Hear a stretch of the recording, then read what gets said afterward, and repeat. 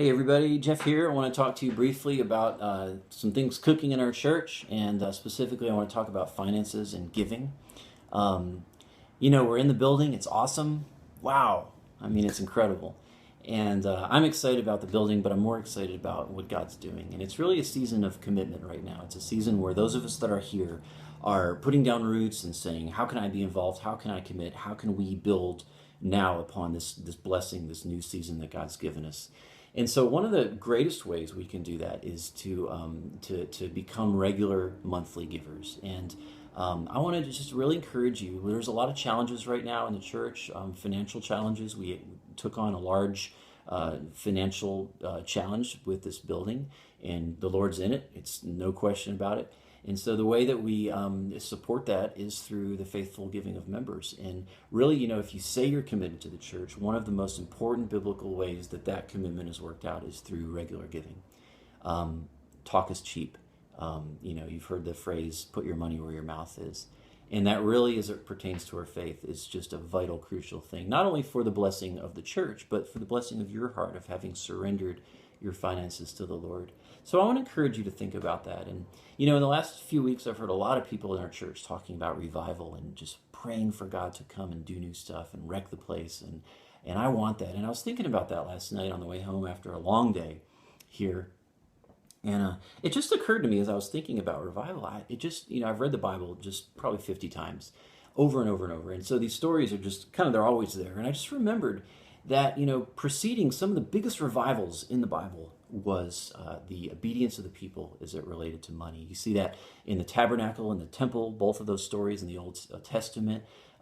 Before those things were built, people generously gave and they surrendered their finances to God. And then these things were built and the glory of God just boom came and exploded, and people couldn't even enter the buildings because the presence of God was so thick. In Acts chapter 19, there was an awesome revival in Ephesus, and it was preceded by people surrendering their money to God.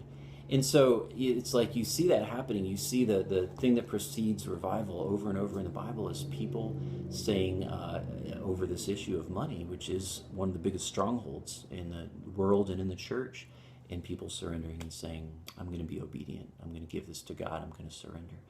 And so I want to encourage you to maybe have some uncomfortable conversations with your checkbook, with your spouse, and with the Lord. Put your money where your mouth is. If you're not, if you are, bless you, thank you.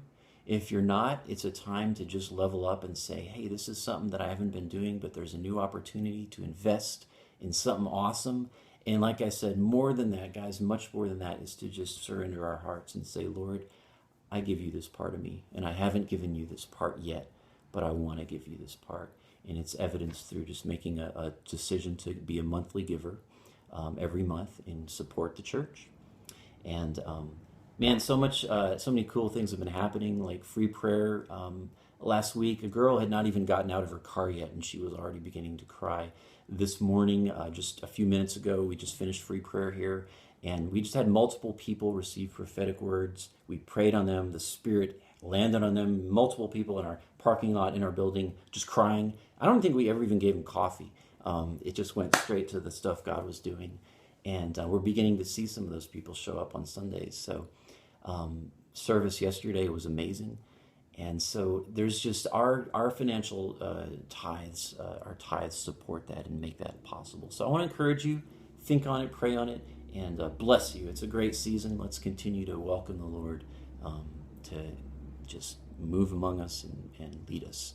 And I just want to encourage you to root, to commit, and consider these things as we move forward. All right, bless you. You guys are awesome, and I love you, and I will see you soon. Bye-bye.